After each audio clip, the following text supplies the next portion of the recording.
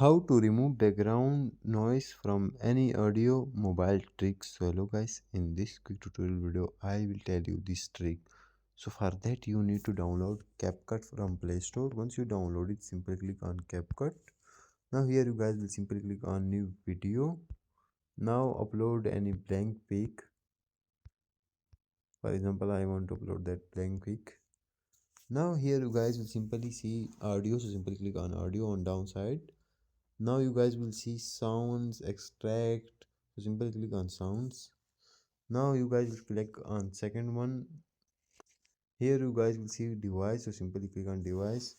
Now import any audio.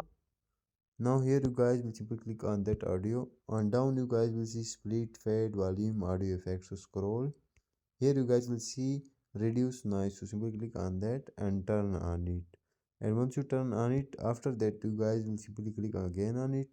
And here you guys will see enhance voice, so simply click on enhance voice and turn on it. Also clean noise cleanup need to be on 100, and that's it. Your background noise will be removed from audio. Thanks for watching.